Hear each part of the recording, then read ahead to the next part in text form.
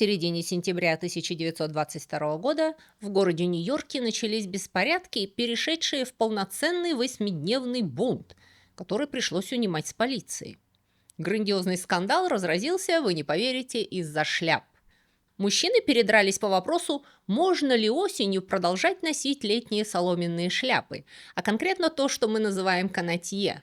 Вот такие цилиндрические плетеные канатье с лентой, которые сейчас ассоциируются у нас с 20-ми годами, джазом, грибными лодками, Берти Вустером и джентльменами на отдыхе. Только солнце, только небо и река. Инцидент, который на первый взгляд был неимоверным абсурдом, на деле стал результатом глубокого социально-культурного конфликта, показавшего, что мода – это не просто так условности и личный эстетический выбор. Это показатель многого. Ваше желание следовать определенным модным правилам сигнализирует о вашем социальном уровне, о вашем образовании, о вашем образе жизни, о ваших приоритетах и о ваших стандартах. И различия в этом могут довести приличных людей до рукоприкладства. Сегодня я расскажу вам о канатье – соломенной шляпе, ставшей символом эпохи, вошедшей в стандартный исторический костюм ревущих 20-х и до сих пор используемый в некоторых особо традиционалистских школах. И о том, как вокруг нее такие шли сражения и драмы, какие трудно вообразить в нашем бесшляпном веке. Заодно мы обсудим, как так вообще вышло, что мужчины вообще перестали носить шляпы. И можно ли носить канатье в городе до 15 мая и после 15 сентября? Или это полный моветон?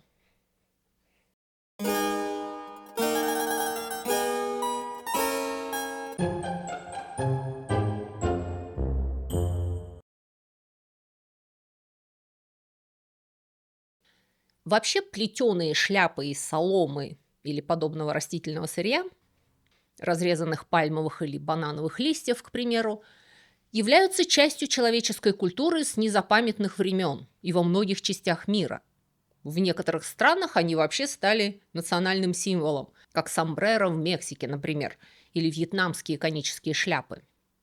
Везде, где людям нужно было защитить голову от солнца, они плели себе головные уборы из окружающей их травы, листьев и веток. Периодически соломенные шляпы мигрировали из крестьянского быта в высокую моду. Удивитесь ли вы так, как удивилась я, узнав, что на знаменитом портрете четы Арнольфини, работы Яна ван Эйка, Джованни Арнольфини, богатый итальянский купец XV века, позирует в шикарной высокой шляпе из соломы, окрашенной в черный цвет. Да, это соломенная шляпа на нем. Я тоже в шоке. Это летний портрет, несмотря на то, что они в мехах. Он в летней шляпе. И каждый раз, когда светские дамы начинали одеваться как пастушки, они напяливали широкополые соломенные шляпы, украшая их цветами. Все эти модные панамы только притворялись простонародными, а на деле они сильно, очень сильно отличались от настоящих деревенских самодельных.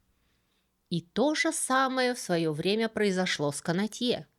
Классическое канатье конца 19-го, начала 20 века очень далеко ушло от своего прототипа простецких шляп рыбаков и докеров. Солома соломе рознь.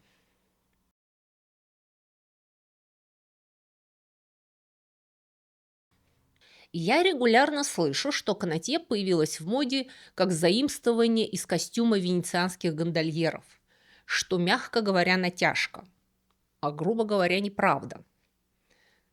Начнем с того, что слово это французское «канатье», значит лодочник, гребец на лодке. Английский мир называет эти шляпы «боутер», что означает то же самое. Канатье вообще не было и, строго говоря, до сих пор не является обязательной частью костюма гондольера. Головной убор вообще не входит в их обязательную униформу, в отличие от тельняшки, тужурки и темных брюк, которые строго регулируются их профсоюзом. Традиционно гондольеры носили береты или вообще рассекали по каналам с непокрытой головой. Только в 1958 году После выхода фильма «Венеция, луна и ты», в котором актер Альберто Сорди играл Казанову Гондольера в канатье с развивающимися за спиной лентами, этот головной убор стал железно ассоциироваться у публики с Венецией и ее традиционным романтическим транспортом. Но вообще круглая шляпа с плоской тулей, сшитая спиралью из плетеной соломенной косички и украшенная репсовой лентой, была распространенным головным убором моряков всего Средиземноморского бассейна с незапамятных времен. И именно оттуда, вместе с модой на матроски, канатье перекочевала в детскую повседневную одежду начала XIX века. То есть впервые канатье вошло в широкую моду как аксессуар к детской матроске. Эта традиция наряжать детей в стилизованные матросские костюмчики появилась с легкой руки королевы Виктории, которая в 1846 году заказала маленькую матросскую форму для своего 4-летнего сына Альберта, будущего английского короля Эдуарда VII, когда семья путешествовала на своей яхте. Принцу Альберту так понравился этот наряд, что Франц Винтерхальтер нарисовал его портрет именно в этом костюмчике. Портрет стал очень популярен, и детская матроска стремительно входит в моду среди семей высшего, а затем и среднего класса, сначала Великобритании, а потом и всей Европы. Обратите внимание, что канатье на принце черное, имитирующее настоящие моряцкие шляпы того времени, которые покрывали дегтем для водонепроницаемости. Они не всегда были соломенными, иногда их шили из ткани. Моряки гордились, что их шляпы были такими крепкими, что на них можно было сидеть. Детские матроски уникально соединяли в себе идеологию патриотизма и военной дисциплины с романтикой и игрой, чего невозможно было бы сделать, наряжая детей в форму пехотинцев. Но матроска отлично балансировала между имперскими амбициями и детскими фантазиями о путешествиях и приключениях.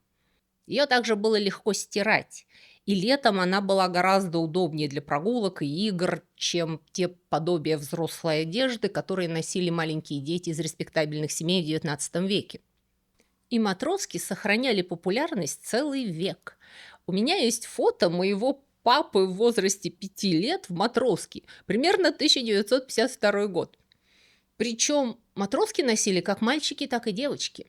И именно девочки во второй половине XIX века начали продолжать носить шляпы от своих матросок, уже выйдя из детства. Благодаря им шляпа моряка постепенно проникает во взрослую моду. В первую очередь, как неформальная летняя шляпка молодых энергичных женщин.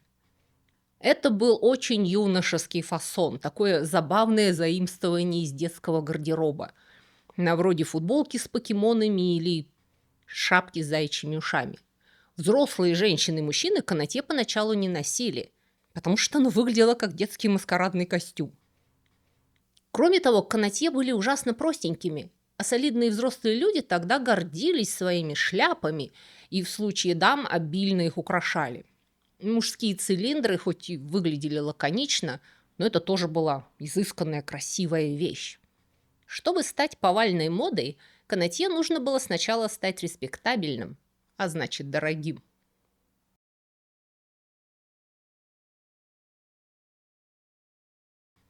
Как вообще устроено канатье? Оно не просто сплетено вот так вот из отдельных соломинок, как корзина. Это очень крепкая конструкция, сделанная из плоских и гибких соломенных косичек, которые уложены плотно спиралью и сшиты между собой. Сверху их еще пропитывали клеем и покрывали лаком для прочности от влаги. Хорошо сделанное канатье практически неубиваемое и может служить своему хозяину всю жизнь. Поэтому канатье нельзя было сделать из какой попало соломы. В Европе хорошие соломенные шляпы делались из стеблей определенных сортов пшеницы, выращиваемой в определенных местах. То, что в фильме «Соломенная шляпка» Миронов бегает за шляпой из итальянской соломки, это важно. Итальянская солома ценилась. Обратите внимание на качество итальянской соломы. Очень верные замечания. Обратите внимание на качество. Английские производители имитировали итальянскую солому, расщепляя и выбеливая отечественную. Солому для шляп нужно было срезать в определенное время, тщательно высушить и очистить, рассортировать по толщине и цвету, а также обрабатывать сульфатами, чтобы она стала светлой и ровной.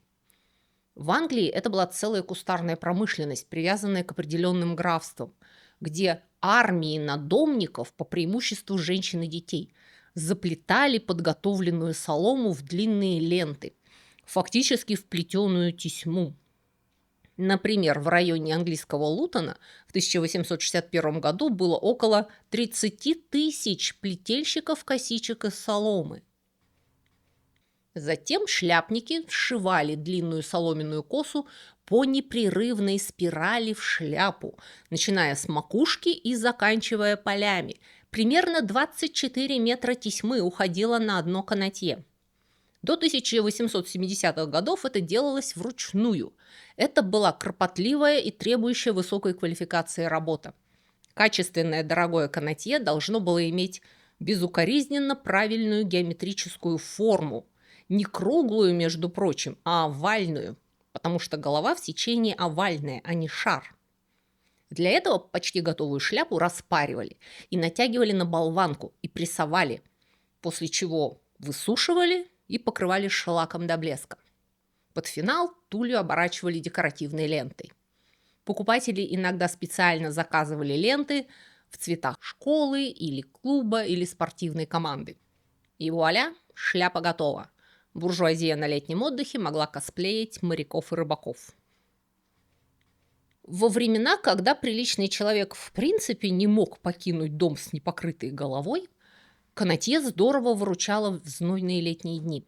В них было гораздо менее жарко, чем в фетровом котелке или цилиндре. Они крепко сидели на голове, у них поля не парусили под ветром. Их вдобавок можно было привязать веревочкой под подбородком. Идеальная шляпа для развлечений на воде или около воды. И с ростом популярности активного отдыха в викторианское время канатье начинает завоевывать Европу. Оно перестает быть частью детского костюмчика и распространяется на все возрасты раз, на оба пола два и на все классы 3. Но для этого канатье нужно было сначала снова подешеветь. Очень интересная динамика цен у модных вещей, заимствованных из народа. Сначала они апроприируются высшим классом и сильно дорожают. Но потом мода становится массовой, и вещь снова дешевеет, уже в другом новом обличии. Поначалу канатье были очень недешевыми. Еще раз повторю, что это не были настоящие соломенные шляпы лодочников. Это была модная имитация, доступная только богатым. Люди попроще захотели им подражать. Спрос рос, и во второй половине XIX века на европейский рынок начали завозить большое количество дешевой китайской, а затем японской соломы. Европейские, особенно британские производители шляп, могли теперь покупать готовые импортные соломенные жгуты, вместо того, чтобы полагаться на местных плетельщиц. И вы, должно быть, думаете, в каком смысле они везли солому из Китая в Европу? У них что, своей соломы не было? Добро пожаловать в империализм. Добро пожаловать в начало глобализации экономики. После опиумных войн Британия сломала экономическую изоляцию Китая и превратила его из источника дорогого элитного продукта в источник сырья и массовых товаров. К примеру, вместо роскошных шелковых тканей они начали вывозить шелк-сырец для собственной текстильной промышленности. Британия вообще получала сырье для своей индустрии со всего мира. Джут, кокосовую койру, щетину, ротанг, бамбук, перья, ракушки, кости, конские волосы, даже человеческие волосы. И в аспекте шляп готовую плетеную соломенную тесьму оказалось выгоднее привозить из Китая, чем делать самим, потому что там стоимость рабочей силы была ниже. А кроме того, уже появились пароходы и прокопали Суэцкий канал.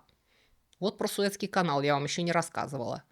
Великое было дело сокращение пути к восточным рынкам.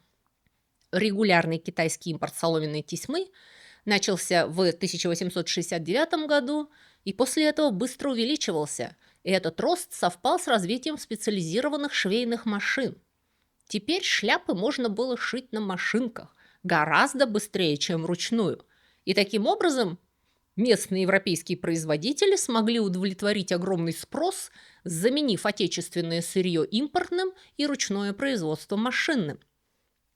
Целые районы традиционного изготовления соломенных шляп выходят из игры. Люди целыми городами теряют работу. А канатье стремительно дешевеет и становится летней шляпой по дефолту для всех. Особенно викторианских зожников.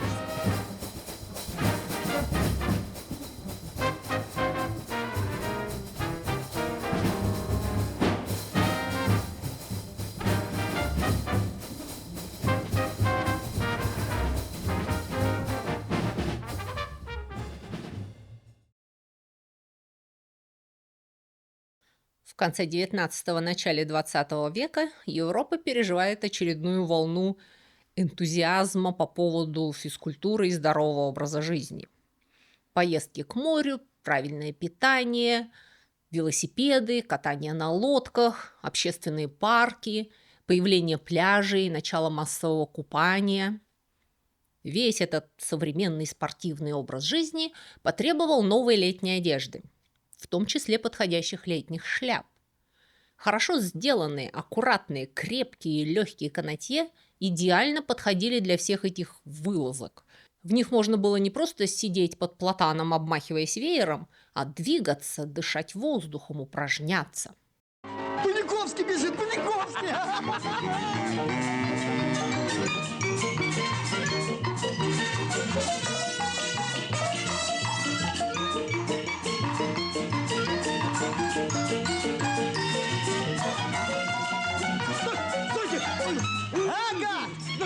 Стойте! Спасите! Бог подаст! Спасите меня! Возьмем гада! Не надо! Пусть знает в другой раз, как нарушать! Возьмите меня! Я хороший! Я больше никогда не буду! Велосипед вообще стал маленькой социальной революцией, особенно для женщин. Внезапно приличная молодая женщина могла передвигаться самостоятельно, быстрее, дальше и свободнее, чем раньше. И огромная дамская шляпа с перьями, цветами, чучелами птиц и прочим ботаническим садом на голове для этого совершенно не годилась. А канатье было плоским, легким, аккуратным, надежно крепилось к прическе парой булавок. Женские канатье никогда не украшались обильно. Они могли иметь более нарядные ленты, чем мужские, могли быть с бантом, можно было заткнуть за ленту цветок. Женские канатье иногда красили в модные цвета, но по большей части это был простой, крепкий, легкий, неприхотливый головной убор, олицетворявший дух времени.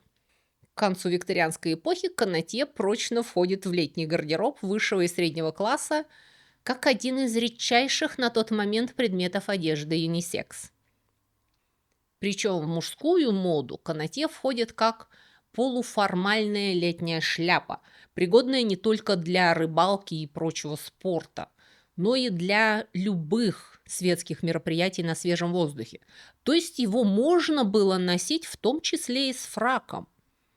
Понадобилось некоторое время, чтобы к этому привыкнуть, но жесткая архитектурная форма канатье компенсировала его неформальный деревенский такой материал и делала его визуально более торжественным, чем летние шляпы с мягкими тулями.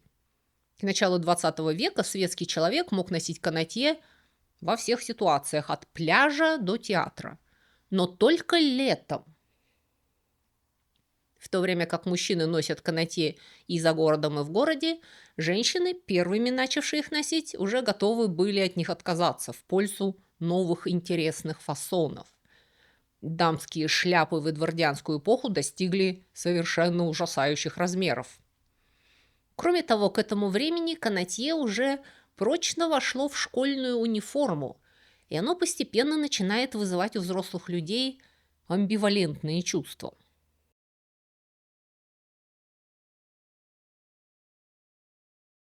Закрытые школы для детей аристократии верхнего среднего класса сделали канатье частью своей униформы еще в середине XIX века. Сначала как летний головной убор, а потом и круглогодичную, менее формальную замену цилиндром. Да, бедные богатые мальчики в те времена регулярно носили шелковые цилиндры. Но поскольку даже юный герцог в душе своей является обычным пацаном, который что угодно порвет и запачкает, многие школы неохотно переходят на канатье, как более крепкий и немаркий вариант формальной шляпы. Харроу, одна из известнейших и старейших британских частных школ для мальчиков, до сих пор требует от учащихся носить форму старого образца, вплоть до головных уборов. И их летняя шляпа – вот такой странноватый, очень плоский вариант канатье. Канатье разных классов отличаются по высоте тули и оформлению. Итонцы же надевают свой канатье только на традиционный лодочный парад 4 июня в честь дня рождения короля Георга III, покровителя Итона, и обильно украшают их цветами. Процессия лодок медленно движется по реке, и, достигнув места, где сидят зрители, команда каждой лодки встает и размахивает шляпами, приветствуя королеву. Цветы со шляп сыпятся дождем в Темзу. Но большая доступность соломенных шляп быстро нанесла урон престижности канатье. Вскоре их начали носить не только в элитных школах, но даже и в приютах для беспризорников. Для многих европейцев и американцев плоские соломенные шляпы уже крепко ассоциировались с детством, школьной формой и обязаловкой. Школьные канатье были, как правило, плохо сделаны и с трудом держались на голове, их приходилось закреплять резинкой или шнурком.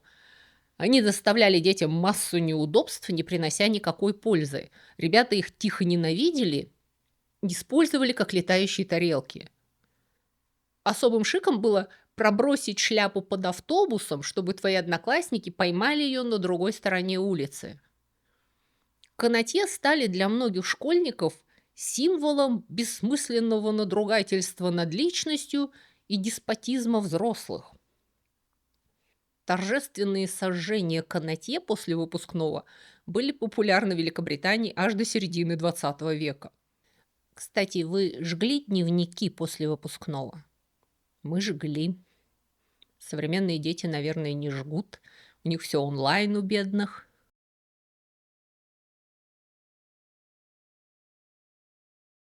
И тем не менее, мужчины, видимо, испытывали к канатье какие-то ностальгические чувства. Особенно, когда они летом вырывались из городов на волю, в поля и на реку, не вырываясь при этом из круга равных себе по социальному положению. И к 20-м годам 20 века во многих больших городах США сложился неофициальный обычай. Все джентльмены разом сменяли фетровые шляпы зимнего сезона на канатье в один день – Straw Hat Day – день соломенной шляпы. Эта дата не была закреплена на всю страну и отличалась от города к городу, но выпадала, как правило, где-то на середину мая.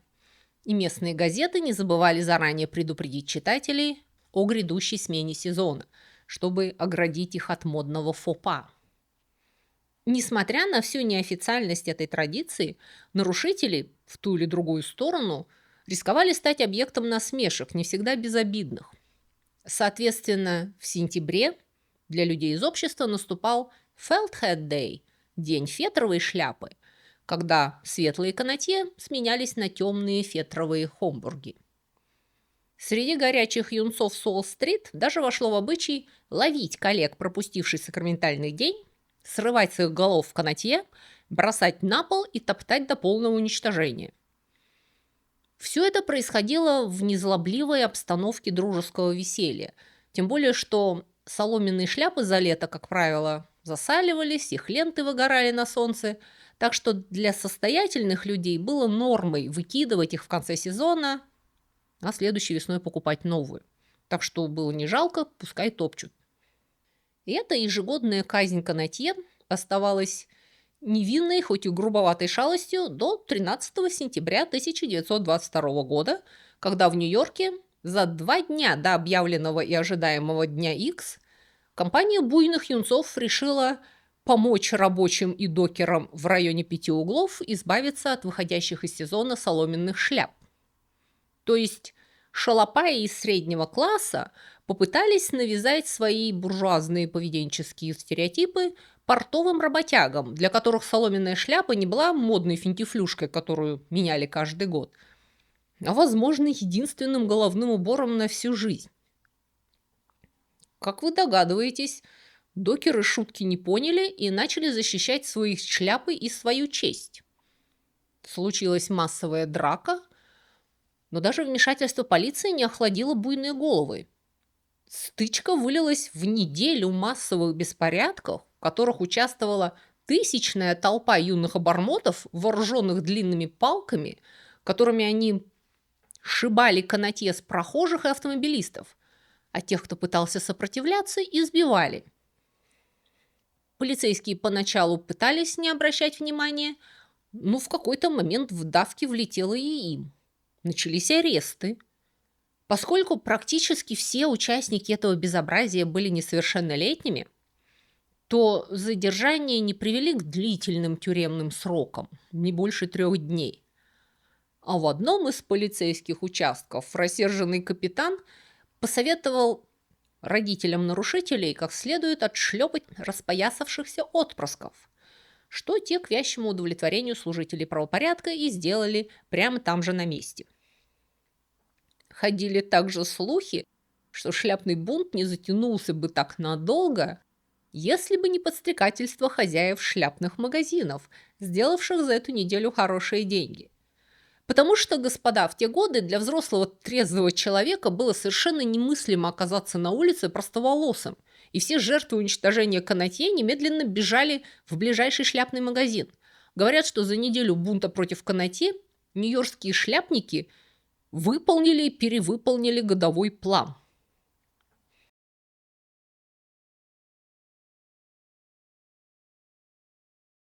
В 30-е годы канатье постепенно выходит из моды, как, собственно, и все, что олицетворяло ракучущие 20-е. Экономическая депрессия и рост политической напряженности сильно изменили мировоззрение людей. Дух обреченности овладевает массами. Человечество эмоционально повзрослело. Мода становится взрослее и драматичнее. Подолы платьев поползли вниз и закрыли колени, вышивки и бисер исчезли, освободив место новому минимализму. На фоне сдержанных костюмов женские шляпы вдруг приобрели огромный вес и стали разнообразными, фантазийными, абстрактными. Мужчины же начинают носить летом элегантные панамы с высокой тулей, добавляющие роста и солидности и не отдающие переходным возрастом. Канатье сохраняется только в униформе самых консервативных, самых упертых закрытых колледжей и на сцене кабаре. Я Буба, касторский оригинальный куплетист. Пою себе куплеты, я, кажется, ничего. Пою себе налево, пою себе направо. И так как я пою, уже никто не может петь. А почему? Да потому что я. И Буба, касторский оригинальный куплетист. А после Второй мировой войны люди и вовсе перестают носить шляпы. Это не случилось одномоментно, но довольно быстро, буквально со сменой поколений.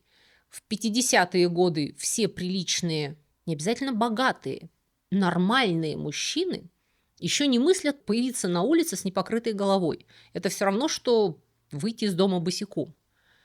Белые воротнички носят федоры, рабочий народ носит кепки. Но приходят 60-е, и не просто шляпы выходят из моды. Рушится вся концепция костюма. Особенно очевидно это в приложении к мужскому костюму, но и женский костюм постепенно распадается. Люди перестают покупать одежду целым комплектом. Костюм тройка, пальто с прилагающейся шляпой и перчатками в тон. Мы все чаще приобретаем отдельные предметы одежды, которые носим в свободных по нашему усмотрению комбинациях. И шляпы, завершающие части костюмов, эти вишенки на торте, не пережили эту демократизацию и деструктуризацию аутфита. Простите за англицизм, но людям еще меньше нравится слово «ансамбль». На самом деле вопрос, почему люди перестали носить шляпы, очень сложен. Этому была не одна причина. Был целый комплекс причин. Мир изменился, изменились люди. то, как они живут, как они позиционируют себя в обществе. Изменились социальные маркеры, а не просто мода.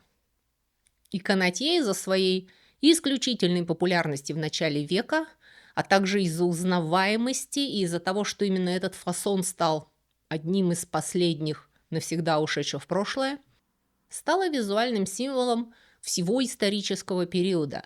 Если вам нужен карнавальный или сценический костюм под 20-е годы, то достаточно добавить канатье, и все поймут, что вы Буба Косторский, оригинальный куплетист.